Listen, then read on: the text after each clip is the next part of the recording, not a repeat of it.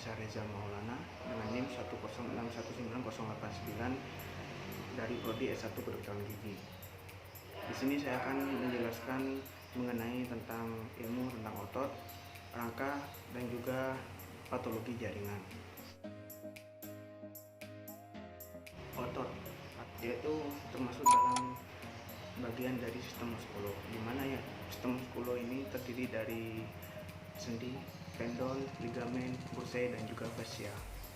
Dan tendon jaringan ikat yang menghubungkan otot dan tulang-tulang, sedangkan ligamen yaitu jaringan ikat yang mempertemukan kedua ujung tulang, dan bursae yaitu kantong kecil dari jaringan ikat antara tulang dan kulit, antara tulang dan tendon, atau di antara otot. Dan yang selanjutnya yaitu fascia, jaringan penyambung longgar di bawah kulit atau membungkus otot, saraf, dan pembuluh darah. Selanjutnya yaitu sistem muskulus sendiri, yaitu otot, di mana sistem otot terdiri dari otot, fascia, dan juga tendon. Otot membentuk 43% dari berat badan, yaitu lebih dari 1/3-nya merupakan protein tubuh dan setengahnya tempat terjadinya aktivitas metabolik saat tubuh istirahat.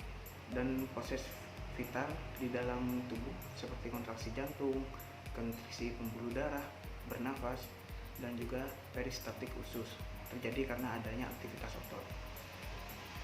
Dan untuk fungsi otot sendiri yaitu adalah sebagai alat gerak aktif, menyimpan cadangan makanan, memberi bentuk keluar tubuh. Baik, lalu yaitu ada 3 tipe jaringan otot. Yang pertama itu otot polos, otot rangka, dan juga otot jantung, seperti gambar di samping. Baik, dari tipe jaringan otot sebelumnya yaitu yang pertama ada otot polos, di mana memiliki satu inti yang berada di tengah, dipersarafi oleh saraf otonom atau involunter. Saraf otot polos yaitu tidak berserat dan terdapat di organ dalam tubuh.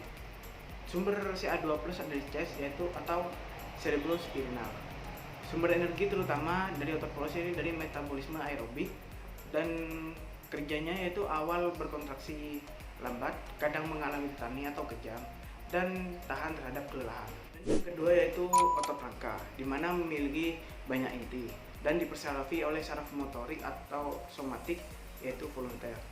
Letak melekat pada tulang, dan sumber Ca2+ dari retikulum sarkoplasma. Sumber energi dari metabolisme aerobik dan anaerobik. Sedangkan kerjanya yaitu awal kontraksinya cepat dan mengalami tetani atau kejang. Dan otot ini yaitu cepat lelah. Dan selanjutnya yaitu otot jantung, di mana memiliki satu inti yang berada di tengah, dipersarafi oleh saraf otonom atau involunter, dan serat otot polos berserat. Letaknya yaitu hanya pada jantung.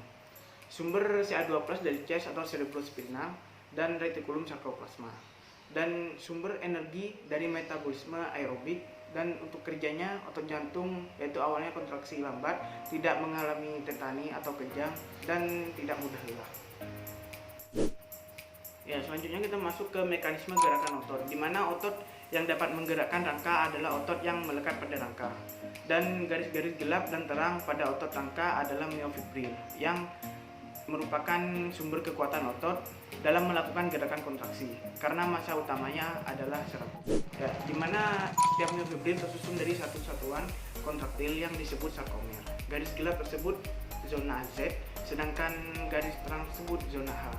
Zona Z yaitu merupakan bagian tumpang tindih dua molekul protein filamen otot, yaitu aktin dan miosin. Protein otot yang tersusun atas aktin dan miosin disebut aktomosin. Protein kompleks inilah yang merupakan komponen terbesar dari bahan penyusun otot. Pada saat serabut otot berkontraksi, terjadilah perubahan panjang zona Z dan juga zona H. Jika otot berkontraksi secara maksimum, ukuran otot dapat 20% lebih pendek dari ukuran saat berelaksasi. Gambar di samping merupakan relaksasi dan juga kontraksi dari otot. Untuk mekanisme kontraksi otot yaitu pertama rangsangan, yaitu melepasan asetilkolin dan terurai menjadi asetil dan kolin. Miogen merangsang aktin dan miosin bergeser, sehingga otot akan berkontraksi atau memendek. Ya, selanjutnya kita masuk ke bagian yang kedua, yaitu rangka, di mana rangka disebut juga skeletal. yang merupakan bagian tubuh yang terdiri dari tulang, sendi, dan tulang rawan atau kartilago sebagai tempat menempelnya otot dan memungkinkan tubuh untuk mempertahankan sikap dan juga posisi. Skeleta atau osteo adalah tulang kerangka tubuh, yaitu ilmu osteologi. Muskuloskeletal disebut juga lokomotor. Lokomotor atau sering disebut juga sebagai anggota gerak. Pada sistem rangka, yaitu alat gerak tubuh manusia, yaitu disebut sistem muskuloskeletal, yaitu terdiri dari pasis dan aktif. Untuk yang pasif yaitu rangka atau skeletal, dan sedangkan yang aktif yaitu otot atau muskel. Rangka tulang, jaringan ikat yang keras dan kaku, atau disebut jaringan penyokong. Banyak mengandung mineral, zat perekat, dan zat kapur, seperti tulang rawan, tulang, dan ya, fungsi dari sistem rangka. Yang pertama yaitu sebagai menjaga tempat berdirinya tubuh, tempat melekatnya ligamen-ligamen, otot, dan jaringan lunak beserta organnya. Dan yang kedua yaitu penyimpanan mineral seperti kalsium dan fosfat dan juga lipid. Dan yang ketiga yaitu produksi sel darah. Dan yang keempat, pelindung atau membentuk rongga melindungi organ yang halus dan juga lunak. Dan yang terakhir yaitu penggerak, dapat mengubah arah dan kekuatan otot rangka saat bergerak karena adanya persendian. Di dalam sistem skeletal atau tulang, pada sistem skeletal yaitu manusia memiliki dua jenis, yaitu yang pertama tulang rawan dan juga tulang keras, di mana tulang tersebut bisa berdiri sendiri maupun saling melengkapi antar tulangnya. Dan hal tersebut berguna untuk membentuk suatu tubuh manusia, melindungi organ tubuh vital. Tulang menurut bentuknya yaitu terbagi beberapa. Yang pertama yaitu ada tulang panjang, dan yang kedua yaitu tulang pendek, yang ketiga yaitu tulang gepen atau kuping, yang keempat yaitu tulang akbar, dan yang kelima yang tulang berongga udara. Untuk macam tulang dan jenisnya seperti di samping.